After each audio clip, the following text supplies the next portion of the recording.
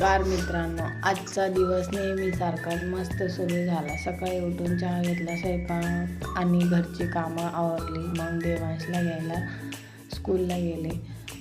जायला जरा घरातनं निघायला जरा वेळच झाला होता, तरी पण पटापट निघाले.